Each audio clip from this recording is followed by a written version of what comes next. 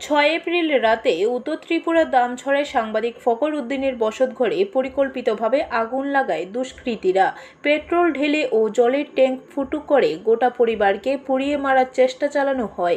ভাগ্যক্রমে প্রাণে বাঁচলেও পুড়ে ছাই হয়ে যায় ঘরবাড়ি। এই ঘটনায় 4 দিন পেরিয়ে গেলেও দামছড়া থানার ওসি কোনো এফআইআর গ্রহণ করেননি, নেয়নি কোনো পদক্ষেপও। বুধবার ফখর উদ্দিনের বাড়িতে পরিদর্শনে যান আগরতলা প্রেস ক্লাবের সভাপতি প্রণব সরকার সহ এক ঝাঁক সাংবাদিক। ঘটনার নেপথ্যে সাংবাদিকতার রেশ রয়েছে বলেই তাদের মত।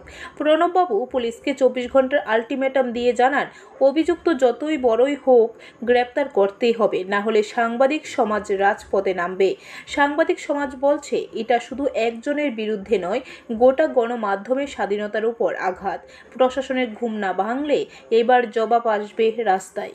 আমরা ঘটনা যেখানে ঘটুক আমরা কিন্তু সাথে সাথে আমরা যাবই এবং কাউকে ছাড়া হবে না। এটা যে দলেরই হোক, আমি বারবার বলছি, রিপিট করছি, যে দলেরই হোক, সাংবাদিকের উপর আক্রমণের ঘটনায় কাউকে ছাড়া হবে না। এটা হলো একদম ফাইনাল কথা।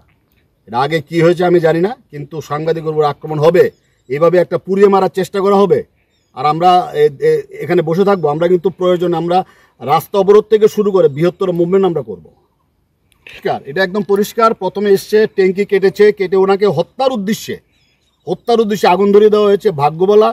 ভাগ্য খুব ভালো ছিল, ওদিন বাতাসটা উল্টো দিক থেকে এসেছিল। একটা ঘর, ওনার স্টাডি রুম, উনি যেখান থেকে বসে নিউজ পাঠায়, এটা তো ইন্টেনশন ক্লিয়ার, যে রুম থেকে বসে নিউজ পাঠায় ওই রুমটা পুড়িয়ে দেওয়া হয়েছে। ব্যুরো রিপোর্ট, খবর ত্রিপুরা।